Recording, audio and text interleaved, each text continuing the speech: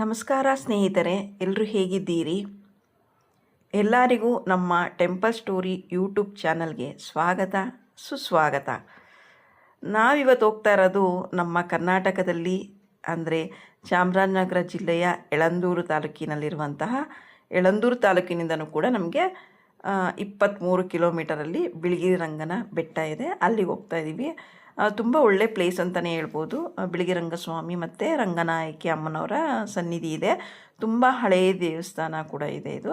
ಇಲ್ಲಿ ಕಾಡಿನ ಪ್ರಾಣಿಗಳು ಜಾಸ್ತಿ ಇರುತ್ತೆ. ಆನೆ ಇರ್ಬೋದು, ಚಿರತೆ ಇರ್ಬೋದು, ಹುಲಿ, ಜಿಂಕೆ ಮತ್ತು ಕಾಡು ಕೋಳಿ, ಇದೆಲ್ಲ ತುಂಬ ಪ್ರಾಣಿಗಳ ಸಂಖ್ಯೆ ಇದೆ. ಹಾಗಾಗಿ ಇಲ್ಲಿ ಸಂಜೆ 5 ಗಂಟೆ ಮೇಲೆ ಚೆಕ್ ಪೋಸ್ಟ್ನಿಂದ ನಮಗೆ ಪ್ರೈವೇಟ್ ಗಾಡಿಗಳಿಗೆ ಅಲೌಡ್ ಇರಲ್ಲ. ಇದು ಬಂದು ನಮ್ಮ ಬೆಂಗಳೂರಿನಿಂದ 172 ಕಿಲೋಮೀಟ್ರ್ ಆಗುತ್ತೆ, ಹಾಗೂ ಮೈಸೂರಿನಿಂದ 90 ಕಿಲೋಮೀಟ್ರ್ ಆಗುತ್ತೆ. ಚಾಮರಾಜನಗರದಿಂದ ಬರ್ತೀನಿ ಅಂದರೆ ಅಲ್ಲೇ 44 ಕಿಲೋಮೀಟ್ರಿಂದ ಬರ್ಬೋದು. ಹಾಗೆ ಯಳಂದೂರಿಂದ ಬರ್ತೀನಿ ಅಂದರೆ ನಿಮಗೆ 23 ಕಿಲೋಮೀಟರ್ ಅಂತರದಲ್ಲಿ ಸಿಗುತ್ತೆ. ಇದು ತುಂಬ ಕಾಡಿನಿಂದ ಕೂಡಿರುತ್ತೆ, ಹಾಗಾಗಿ ಸ್ವಲ್ಪ ಜನಸಂಖ್ಯೆನೂ ಕಡಿಮೆ ಇರುತ್ತೆ. ಮತ್ತು ಹಾಗೇನೂ ಏನಂದರೆ, ನೀವು ಕಾರಿಂದ ನಿಮ್ಮ ಪ್ರೈವೇಟ್ ಗಾಡಿಗಳಿಂದ ಇಳಿದು ಫೋಟೋಶೂಟ್ಗಳು ಕೂಡ ಮಧ್ಯದಲ್ಲಿ ಮಾಡೋದನ್ನ ಅಲ್ಲಿ ತಪ್ಪು, ಅಪರಾಧ ಅಂತ ಹೇಳ್ತಾರೆ.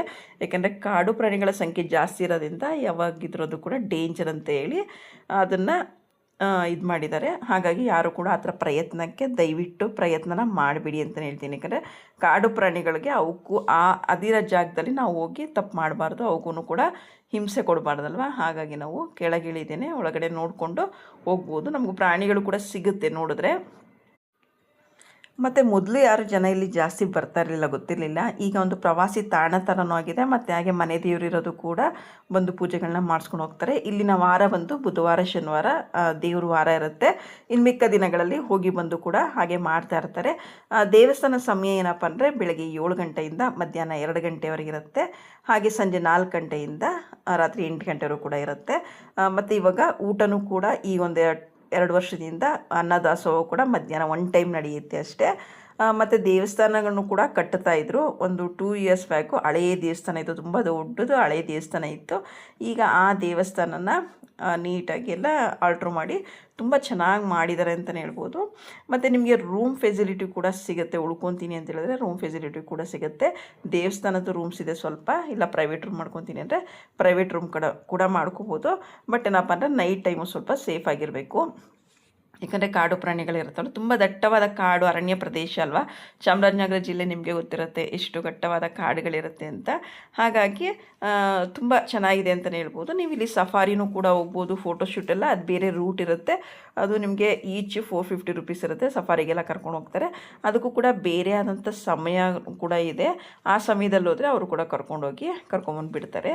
ಇದು ನೋಡಿ, ರಸ್ತೆಗಳು ಕೂಡ ತುಂಬ ಚಿಕ್ಕದಾಗಿರುತ್ತೆ. ಆ ರಸ್ತೆಯಲ್ಲಿ ಆ ಕಡೆಯಿಂದ ಹೋಗಿ ಈ ಕಡೆಯಿಂದ ಬರೋದು, ಆ ಥರ ಎಲ್ಲ ಮಾಡಬೇಕಾಗತ್ತೆ. ನೀವು ಆ ಕಡೆ ಈ ಕಡೆ ನೋಡಿಕೊಂಡು ಕಾಡನ್ನ ತುಂಬ ಎಂಜಾಯ್ ಮಾಡ್ಬೋದು ಅಂತಲೇ ಹೇಳ್ಬೋದು. ಯಾಕಂದರೆ ಇವಾಗ ಕ್ರಮೇಣ ಬರ್ತಾ ಬರ್ತಾ ಜನಸಂಖ್ಯೆ ಜಾಸ್ತಿ ಆಗ್ತಾ ಕಾಡುಗಳು ಎಲ್ಲ ಹಳ್ಳಿ ಕಾಡುಗಳೆಲ್ಲ ಕಡಿಮೆ ಆಗ್ತಾಯಿದೆ. ಅಂಥದ್ರಲ್ಲಿ ಈ ಥರ ಕಾಡುಗಳಿದೆ ಅಂತ ಹೇಳಿದ್ರೆ ಖಂಡಿತ ನಾವು ಇದನ್ನು ಹಾಳು ಮಾಡಬಾರ್ದು. ಯಾವತ್ತೂ ಅಷ್ಟೇ ನಾವು ಅರಣ್ಯ ಸಂರಕ್ಷಣೆ ಮಾಡಬೇಕು. ಅದನ್ನು ಹಾಳು ಮಾಡುವಂಥ ಕೆಲಸನ ಯಾವತ್ತೂ ಕೂಡ ಮಾಡಬಾರ್ದು. ತುಂಬ ಎತ್ತರವಾಗಿರುತ್ತೆ ಪ್ರದೇಶ, ಇದು ತುಂಬ ಚೆನ್ನಾಗಿರುತ್ತೆ. ನೀವು ಕೂಡ ಹೋಗಿಲ್ಲ ಅಂದರೆ ಮಕ್ಕಳನ್ನ ಒಂದು ಸಲ ಕರ್ಕೊಂಡೋಗಿ. ಸಮ್ಮರಲ್ಗಿನ್ನ ಮಳೆಗಾಲದಲ್ಲಿ ಮತ್ತು ಚಳಿಗಾಲದಲ್ಲಿ ಹೋದರೆ ತುಂಬ ಚೆನ್ನಾಗಿರುತ್ತೆ. ಇದು ಹಳ್ಳಿ ಸಿಕ್ತು ನೋಡಿ. ಇಲ್ಲಿ ಒಂದು ಟ್ರೈಬ್ಸ್ ಇದೆ, ಅಂದರೆ ಸೋಲಿಗರ ಬುಡಕಟ್ಟು ಜನಾಂಗದವರು ಕೂಡ ಇಲ್ಲಿ ಹಳ್ಳಿಲಿದ್ದಾರೆ. ಅವರು ಕೂಡ ಹಬ್ಬಗಳಲ್ಲಿ ನೃತ್ಯ, ಗಾನ ಮತ್ತು ಎಲ್ಲ ತುಂಬ ಚೆನ್ನಾಗಿ ಭಾಗವಹಿಸಿ ಅವರು ಕೂಡ ಒಂದು ಗ್ರಾಮದ ಮಾಡಿಕೊಂಡು ಎಲ್ಲ ಥರ ಅನುಕೂಲನೂ ಕೂಡ ಮಾಡಿಕೊಂಡು ಅವರು ಕೂಡ ಇದ್ದಾರೆ ಅಂತಲೇ ಹೇಳ್ಬೋದು. ತುಂಬ ಚೆನ್ನಾಗಿದೆ. ನಾನು ಆಗಲೇ ಹೇಳ್ದಂಗೆ ನೀವೇನಾದ್ರು ನೋಡಿಲ್ಲ ಖಂಡಿತ ನಿಮ್ಮ ಮಕ್ಕಳು ಒಕೇಶನ್ ರಜಾ ಬರುತ್ತೆ ನೋಡಿ, ಆವಾಗ ನೀವು ಕೂಡ ಖಂಡಿತ ಬಂದು ನೋಡಿದ್ರೆ ತುಂಬ ನಿಮಗೂ ಖುಷಿಯಾಗುತ್ತೆ, ತುಂಬ ಚೆನ್ನಾಗಿರುತ್ತೆ. ಯಾಕೆಂದರೆ ಅರಣ್ಯದ ಮಧ್ಯೆ ನಾವು ಕೂಡ ಒಂದಿನ ಹೋಗಿ ಉಳ್ಕೊಂಡಿದ್ವು. ರೂಮ್ ಮಾಡ್ಕೊಂಡು ನಮಗೆ ದೇವಸ್ಥಾನ ರೂಮೇ ಸಿಕ್ಕಿತ್ತು. ನಾವು ಕ್ರಿಸ್ಮಸ್ ಹಾಲಿಡೇಸಲ್ಲಿ ಹೋಗಿದ್ವು, ಹಾಗಾಗಿ ರೂಮ್ ಕೂಡ ಸಿಕ್ಕಿತ್ತು. ತುಂಬ ಚೆನ್ನಾಗಿತ್ತು ರೂಮ್ ಕೂಡ. ಇಲ್ಲಿಗೂ ಕೂಡ ಬಂದಿದ್ವಿ ಕಾಫಿ ಡೇಗೆ, ಫೋಟೋಶೂಟ್ ಮಾಡ್ಕೊಳ್ಳಿಕ್ಕೆ ಸ್ವಲ್ಪ ಅಂತ. ಒಂಥರ ಪರಿಸರದಲ್ಲಿ ಮಧ್ಯದಲ್ಲಿದ್ದರೆ ನಮಗೆ ನೋಡಲಿಕ್ಕೆ ಬರಲಿಕ್ಕೆ ಇಷ್ಟ ಆಗಲ್ಲ ಅನಿಸುತ್ತೆ ನೋಡಿ. ಈ ಥರ ಎಲ್ಲ ನೀರು ಸಿಗುತ್ತೆ. ಇಲ್ಲೆಲ್ಲ ಸಂಜೆ ಬಂದು ಪ್ರಾಣಿಗಳು ನೀರು ಕುಡಿತವೆ ಅಂತಲೂ ಹೇಳ್ತಾರೆ. ಆನೆಗಳಿರ್ಬೋದು, ಜಿಂಕೆಗಳಿರ್ಬೋದು, ಎಲ್ಲವೂ ಕೂಡ ಸಂಜೆ ಆಗ್ತಾ ಕಾಡು ಪ್ರಾಣಿಗಳು ನೀರು ಕುಡಿಲಿಕ್ಕೆ ಅಂತ ಬರ್ತವೆ. ಹಾಗಾಗಿ 5 ಗಂಟೆ ಮೇಲೆ ಓನ್ ವೆಹಿಕಲ್ಗೆ ಅಲೌಡ್ ಇಲ್ಲ, ಓನ್ಲಿ ಬಸ್ಸಸ್ ಮಾತ್ರ ಓಡಾಡುತ್ತೆ ಅಂತಲೇ ಹೇಳ್ಬೋದು.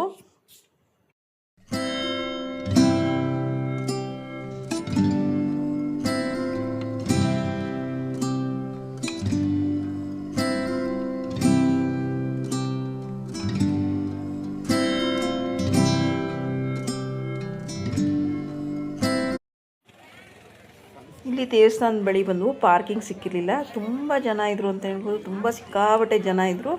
ನಾವು ಹೋಗಿದ್ದು ಕೂಡ ಶನಿವಾರ, ವಾರ ಇತ್ತಲ್ಲ, ಹಂಗಾಗಿ ಶನಿವಾರ ಹೋದ್ವು. ಇಲ್ಲಿಗೆ ಹೋದರೆ ನಮಗೇನಪ್ಪ ವಿಶೇಷ ಅಂತಂದರೆ ನಾಮ ಹಾಕ್ತಾರಲ್ವ, ನಮಗೆ ತುಂಬ ಇಷ್ಟ ಆಗುತ್ತೆ. ರಂಗನಾಥನ ನಾಮ ಹಾಕ್ಸ್ಕೊಳ್ಳೋದು ಅಂದರೆ ಅದೊಂಥರ ಶ್ರೇಷ್ಠ ಅಂತಲೇ ಹೇಳ್ಬೋದು. ಹಾಗಾಗಿ ನಾವು ಇಷ್ಟು ಜನಸಂಖ್ಯೆ ಇರಲ್ಲ ಅಂತ ಅಂದ್ಕೊಂಡು, ಯಾಕಂದರೆ ಕ್ರಿಸ್ಮಸ್ ಹಾಲಿಡೇಸ್ ಇರೋದ್ರಿಂದ ತುಂಬ ಜನಸಂಖ್ಯೆ ಇತ್ತು, ಸಿಕ್ಕಾಪಟ್ಟೆ ಜನ ಇದ್ದರು. ನಮಗೆ ಹೊಸ ವರ್ಷಕ್ಕೆ ವೈಕುಂಠ ಏಕಾದಶಿಗೆ ಬರೋಣ ಅಂದ್ಕೊಂಡು, ಯಾಕಂದರೆ ಇಲ್ಲೂ ಕೂಡ ಸ್ವರ್ಗದ ಬಾಗಿಲಿದೆ, ಹಾಗಾಗಿ ಆವಾಗ ಬರೋಣ ಅಂದ್ಕೊಂಡು. ಆವಾಗ ತುಂಬ ಕ್ರೌಡ್ ಇರುತ್ತೆ ಅಂತ ಒಂದು 2-3 ಡೇಸ್ ಹಿಂದೆ ಬಂದಿದ್ವು ನಾವು.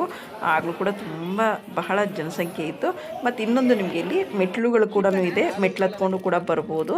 ನಾವೀಗ ಕಾರಲ್ಲಿ ಬಂದಿದ್ದ ಸಲುವಾಗಿ ನಾವು ಮೇನ್ ರೋಡಲ್ಲೇ ಬಂದ್ಬಿಟ್ವು, ದೇವಸ್ಥಾನ ಹತ್ರಕ್ಕೇ, ಅಂದರೆ ಆ ಮೆಟ್ಲು ಕೆಳಗಡೆ ಬರುತ್ತೆ. ಇನ್ನೂ ನೀವು ಮೆಟ್ಲು ಹತ್ತೀನಿ ಅಂದರೆ ಆ ಕಡೆ ಒಂದು ಎಂಟ್ರೆನ್ಸ್ ಇದೆ, ಆ ಕಡೆಯಿಂದ ನೀವು ಮೆಟ್ಲು ಹತ್ಕೊಂಡು ಕೂಡ ಬರ್ಬೋದು. ಮತ್ತು ಕಲ್ಯಾಣಿ ಕೂಡ ಇದೆ. ಇದು ನೋಡಿ ನಿಮಗೆ ಸ್ವರ್ಗದ ಬಾಗಿಲು ಕಾಣಿಸ್ತಾ ಇದೆ ಅಂತ ಅನಿಸುತ್ತೆ.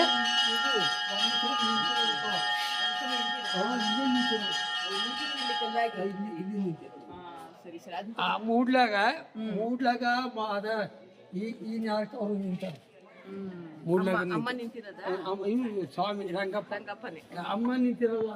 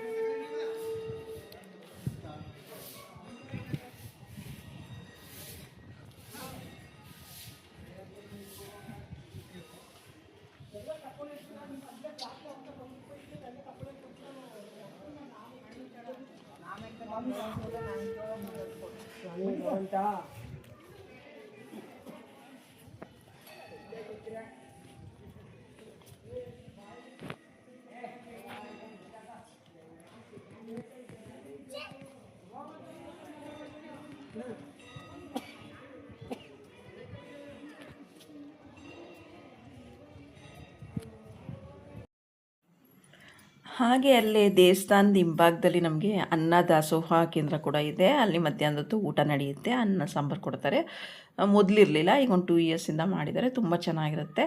ಹಾಗೆ ಇಲ್ಲೊಂಥರ ಏನಂತ ಹೇಳ್ತಾರೆ, ವ್ಯೂ ಪಾಯಿಂಟ್ ಅಂತ ಹೇಳ್ತಾರಲ್ಲ, ನಾವಿಲ್ಲಿ ಕಾಡನ್ನು ಹೇಗಿದೆ ಕಾಡು ಅಂತ ನೋಡಲಿಕ್ಕೆ ತುಂಬ ಚೆನ್ನಾಗಿದೆ. ಆದರೂ ಸೇಫಾಗಿ ಯಾರಿಗೂ ಕೂಡ ಏನೂ ಆಗಲ್ಲ. ಆದರೂ ತುಂಬ ಮುಂದೆ ಹೋಗ್ದೇನೆ ನಾವು ಮೇಲಿಂದ ಕೂಡ ನೋಡ್ಬೋದು ಎಷ್ಟು ಚೆನ್ನಾಗಿದೆ ಅರಣ್ಯ ಪ್ರದೇಶ ಅಂತ. ಇಷ್ಟು ದಟ್ಟವಾಗಿದೆ, ನೀವೇ ನೋಡ್ತಾ ಇರ್ಬೋದು. ತುಂಬ ಪ್ರಶಾಂತವಾಗಿ ಅಲ್ಲಿಗೆ ಹೋದರೆ ಮತ್ತೆ ಬರಲಿಕ್ಕೆ ಇಷ್ಟನೇ ಆಗಲ್ಲ, ಅಷ್ಟು ಚೆನ್ನಾಗಿರುತ್ತೆ. ಅಲ್ಲೇ ಇದ್ಬಿಡೋಣ ಸ್ವಲ್ಪ ಹೊತ್ತು ಅಂತ ಅನಿಸ್ತಾ ಇರುತ್ತೆ. ಇದೊಂದು ವ್ಯೂ ಪಾಯಿಂಟ್ ಆಗಿರೋದ್ರಿಂದ ಫೋಟೋಶೂಟ್ ಎಲ್ಲ ಮಾಡ್ಕೊತಾರೆ, ನೋಡೋರು ನೋಡ್ತಾರೆ. ತುಂಬ ಚೆನ್ನಾಗಿರುತ್ತೆ ಅಂತಲೇ ಹೇಳ್ಬೋದು. ಹಾಗೆ ನಾವು ಹೋಗೋ ತನಕ ಮಧ್ಯಾಹ್ನ 2:30 ಆಯಿತು. ಹಾಗಾಗಿ ಊಟ ಮುಗಿಸ್ಕೊಂಡು ದರ್ಶನ ಸಿಗಲಿಲ್ಲ ನಮಗೆ. ಮತ್ತೆ 4 ಗಂಟೆಗೆ ಓಪನ್ ಆದಾಗ ದರ್ಶನ ಮಾಡಿಕೊಂಡು 5 ಗಂಟೆ ಆಯಿತು. ಯಾಕೋ ಗೊತ್ತಿಲ್ಲ, ಇವತ್ತೊಂದು ದಿನ ಇಲ್ಲಿ ಇರಬೇಕು ಅಂತ ಅನ್ನಿಸ್ತು. ಹಾಗಾಗಿ ನಾವು ಬಿಳಿಗಿರಿ ಭವನ ಅತಿಥಿ ಗೃಹದಲ್ಲಿ ನಮಗೆ ರೂಮ್ ಸಿಕ್ತು ದೇವಸ್ಥಾನದ್ದೇ. ಹಾಗಾಗಿ ಬಸ್ ಸ್ಟ್ಯಾಂಡ್ ಹತ್ರನೇ ಕೆಳಗಡೆ ದೇವಸ್ಥಾನ ನೀವು ನೋಡ್ತಾ ಇರ್ಬೋದು, ಗೋಪುರಲ್ಲಿ ಕಾಣಿಸುತ್ತೆ ಮೇಲ್ಗಡೆ. ಈ ಕಡೆಯಿಂದ ರೈಟ್ ಸೈಡ್ಗೆ ಹೋದರೆ ನಮಗೆ ಮೆಟ್ಲು ಸಿಗುತ್ತೆ, ಲೆಫ್ಟ್ ಸೈಡಲ್ಲಿ ಹೋದರೆ ಮೇನ್ ರೋಡ್ ಸಿಗುತ್ತೆ ನಮಗೆ. ತುಂಬ ಚೆನ್ನಾಗಿದೆ. ಒಂದು ದಿನ ಇರೋಣ, ಸ್ಟೇ ಆಗೋಣ ಅಂತ ಅನ್ನಿಸ್ತು. ಹಾಗಾಗಿ ನಾವು ಕೂಡ ಒಂದು ದಿನ ಸ್ಟೇ ಆಗಲಿಕ್ಕೆ ರೂಮ್ ಬುಕ್ ಮಾಡ್ಕೊಂಡಿದ್ದೀವಿ. ಅಕಸ್ಮಾತ್ ಸಿಗಲಿಲ್ಲ ಅಂದರೆ ಪಕ್ಕದಲ್ಲೇ ಕೂಡ ಮಯೂರ ಹೋಟೆಲ್ ಇದೆ, ಅಲ್ಲೂ ಕೂಡ ನಮಗೆ ರೂಮ್ ಫೆಸಿಲಿಟಿ ಕೂಡ ಸಿಗುತ್ತೆ. ಎಲ್ಲರೂ ನಾವು ರೂಮ್ ಮಾಡ್ಕೋಬೋದು ಅಂತಲೇ ಹೇಳ್ತೀನಿ. ರೂಮ್ ಕೂಡ ಕ್ಲೀನಾಗಿತ್ತು, ಪರವಾಗಿಲ್ಲ, ಓಕೆ ಅನ್ನಿಸ್ತು. ಡಬಲ್ ಬೆಡ್ ಕಾಟ್ ಇತ್ತು. ನಾವು 4 ಮೆಂಬರ್ಸ್ ಇದ್ವು, 5 ಮೆಂಬರ್ಸ್ ಇದ್ವು ನಾವು. ಹಾಗಾಗಿ ನಮಗೆ ಸಾಕು ಅನ್ನಿಸ್ತು. ಒಂದು ರೂಮ್ ಮಾಡ್ಕೊಂಡಿದ್ವಿ. ನಾನು ಆಲ್ರೆಡಿ ಎಲ್ಲ ರೂಮ್ಗಳು ಕೂಡ ಬುಕ್ ಆಗಿತ್ತು ಅಂತ ಹೇಳ್ಬೋದು. ಕ್ಲೀನಾಗಿ, ದೊಡ್ಡದಾಗಿ, ವಿಶಾಲವಾಗಿ ಚೆನ್ನಾಗಿತ್ತು. ಇಲ್ಲೊಂದು ಕಡೆ ಪರಿಸರದಲ್ಲಿ ಎಲ್ಲೋ ರೆಸಾರ್ಟಲ್ಲಿ ಇದ್ದೀವಿ ಅನ್ನೋ ಫೀಲೇ ಕೊಡ್ತಾಯಿತ್ತು. ನಿಜವಾಗ್ಲೂ ಅಷ್ಟು ಚೆನ್ನಾಗಿತ್ತು. ಅಷ್ಟು ತಣ್ಣನೆ ಗಾಳಿ ಮತ್ತು ವಾತಾವರಣ ಎಲ್ಲ ತುಂಬ ಚೆನ್ನಾಗಿತ್ತು ಅಂತಲೇ ಹೇಳ್ಬೋದು. ಹಾಗೆ ಇಲ್ಲೊಂದು ಕಾಫಿ ಡೇಗೆ ಹೋದ್ವು ನಾವು. ಅಲ್ಲೊಂದು ಸ್ವಲ್ಪ ಟೈಮ್ ಸ್ಪೆಂಡ್ ಮಾಡಿಕೊಂಡು ಕಾಫಿ ಕುಡ್ಕೊಂಡು ಫೋಟೋಶೂಟ್ ಮಾಡ್ಕೊಂಬೋಣ ಅಂತ ಹೋಗಿದ್ದೀವಿ. ತುಂಬ ಅರಣ್ಯ ಮಧ್ಯದಲ್ಲಿದ್ದೀವಿ ಅಂದರೆ ಏನೋ ಒಂಥರ ಚೆನ್ನಾಗಿರುತ್ತೆ, ಎಂಜಾಯ್ ಮಾಡ್ಬೋದಲ್ವ. ನೀವು ಒಂದಿನ ಹೋದರೆ ಈ ಥರ ಎಲ್ಲ ಎಂಜಾಯ್ ಮಾಡ್ಬೋದು ಅಂತಲೇ ಹೇಳ್ತೀನಿ. ನನಗಂತೂ ತುಂಬ ಇಷ್ಟ ಆಯಿತು. ಮತ್ತು ಅಲ್ಲೇ ಮಯೂರ ಹೋಟೆಲಲ್ಲಿ ಸೋಲಿಗರದ್ದು ಕೂಡ ಒಂದು ಪ್ರೋಗ್ರಾಮ್ ಅರೇಂಜ್ ಮಾಡಿದರು. ಅದು ಕೂಡ ಹೀಗಿದೆ ನೋಡಿ.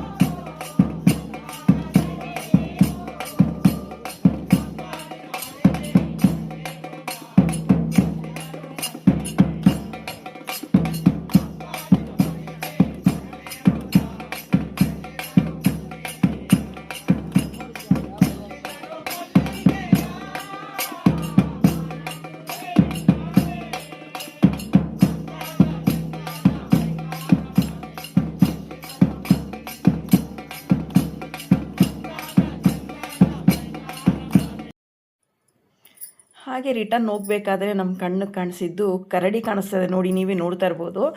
ಹೋಗ್ಬೇಕಾದ್ರೆ ನಾವು ನವಿಲು ಮತ್ತು ಜಿಂಕೆಗಳು ಕೂಡ ನೋಡಿದ್ವು. ಬಟ್ ಆದರೆ ನನಗೆ ಫೋಟೋಶೂಟ್ ಮಾಡ್ಕೊಳಕ್ಕಾಗಲಿಲ್ಲ ಸಡನ್ನಾಗಿ, ಯಾಕಂದರೆ ಅವೆಲ್ಲ ಒಂದ್ಸಲಿ ನೋಡೋಷ್ಟರಲ್ಲಿ ಇನ್ನೊಂದ್ಸಲಿ ಇದೂ ಅಷ್ಟೇ ಒಂದ್ಸಲಿ ನೋಡಿ ಇನ್ನೊಂದ್ಸಲಿ ಇದು ಮಾಡೋ ತನಕನೇ ಅದು ಹೊರ್ಟೋಗ್ಬಿಡ್ತಾಯಿತ್ತು. ಹಂಗೆ ನಿಧಾನಕ್ಕೆ ಮೂವ್ ಮಾಡ್ದೋ, ಯಾಕೆಂದರೆ ಕಾಡು ಪ್ರಾಣಿಗಳು ಎಷ್ಟಲ್ವ ಅವಕ್ಕೆ ಸ್ವಲ್ಪ ಗಾಬರಿ ಇರುತ್ತೆ. ನಮಗಿಷ್ಟು ಅದು ಕಂಡ್ರೆ ಭಯ ಇರುತ್ತೆ, ನಮ್ಮನ್ನು ಕಂಡ್ರೆ ಅದಕ್ಕೂ ಕೂಡ ಗಾಬರಿ ಭಯ ಎಲ್ಲ ಇರುತ್ತೆ. ಅದಕ್ಕೆ ಗಾಬರಿ ಮಾಡಬಾರ್ದು ಯಾವಾಗಲೂ ಅಷ್ಟೇ. ಮೂಕ ಪ್ರಾಣಿಗಳಿಗೆ ನಾವು ಯಾವಾಗ ಗಾಬರಿ ಮಾಡ್ತೀವೋ ಅವು ತುಂಬ ವಿಕೋಪಕ್ಕೆ ಹೋಗ್ತವೆ. ಹಂಗಾಗಿ ಅದಕ್ಕೆ ಗಾಬರಿ ಮಾಡ್ದೇ ಶಾಂತವಾಗಿ ನಮ್ಮ ಮನೇಲೂ ಕೂಡ ನಿಧಾನಕ್ಕೆ ಕಾರ್ ಡ್ರೈವ್ ಮಾಡಿದ್ರು. ಹಾಗಾಗಿ ಅದು ಹಂಗಂಗೆ ಮರೆಯಾಗ್ತಾ ಹೋಗ್ತಾಯಿತ್ತು. ಹಂಗೆ ತುಂಬ ಕಾಡು ಪ್ರಾಣಿಗಳು ನಮಗೆ ನೋಡಲಿಕ್ಕೆ ಈ ಒಂದು ಬಿಳಿರಂಗ ಸ್ವಾಮಿ ಬೆಟ್ಟಕ್ಕೆ ಬಂದರೆ ಸಿಕ್ಕಾಪಟ್ಟೆ ನವಿಲು, ನವಿ ಎಲ್ಲ ಪ್ರತಿಯೊಂದು ಪ್ರಾಣಿನೂ ಕೂಡ ಕಾಣುತ್ತೆ ಅಂತ ಹೇಳ್ಬೋದು. ಹುಲಿ ಚಿರತೆ ಅಂತ ನೋಡಿಲ್ಲ ನಾವು, ಈ ಥರ ಸಣ್ಣ ಪುಟ್ಟ ಪ್ರಾಣಿಗಳು ನೋಡಿದ್ದೀವಿ ಅಂತಲೇ ಹೇಳ್ಬೋದು. ಮತ್ತು ಚೆಕ್ ಪೋಸ್ಟ್ ಸಿಕ್ತು ನೋಡಿ. ನಾವು ರಿಟರ್ನ್ ಹೋಗ್ತಾ ಇದ್ದೀವಿ. ನಿಮಗೆಲ್ಲನೂ ಕೂಡ ಬಿಳಿರಂಗ ಸ್ವಾಮಿ ಬೆಟ್ಟದ್ದು ಸಂಕ್ಷಿಪ್ತ ವಿವರ ಸಿಕ್ತು ಅಂತಲೇ ಅನ್ಕೋತೀನಿ. ಪ್ಲೀಸ್ ನಿಮಗೆಲ್ಲ ವಿಡಿಯೋ ಇಷ್ಟ ಆಗಿದೆ ಅಂತ ಅನ್ಕೋತೀನಿ. ನಿಮಗೆಲ್ಲ ಇಷ್ಟ ಆಗಿದೆ ಪ್ಲೀಸ್ ಶೇರು, ಕಮೆಂಟು, ಲೈಕ್ ಎಲ್ಲ ಕೂಡ ಮಾಡಿ. ಸಬ್ಸ್ಕ್ರೈಬ್ ಕೂಡ ಮಾಡಿಕೊಂಡು ವೀಡಿಯೋಸ್ನ ಹೀಗೆ ನೋಡ್ತಾ ಸಪೋರ್ಟ್ ಮಾಡಿ. ಇನ್ನು ಮುಂದೆ ಇದೇ ಥರ ಒಳ್ಳೊಳ್ಳೆ ದೇವಸ್ಥಾನಗಳು, ಪವಾಡ ಕ್ಷೇತ್ರಗಳನ್ನ ತರಲಿಕ್ಕೆ ಟ್ರೈ ಮಾಡ್ತೀನಿ ಅಂತ ಹೇಳ್ತಾ ಇವತ್ತಿನ ವೀಡಿಯೋನ ಇಲ್ಲಿಗೆ ಎಂಡ್ ಮಾಡ್ತಾ ಇದ್ದೀನಿ. ಧನ್ಯವಾದಗಳು ಸ್ನೇಹಿತರೆ.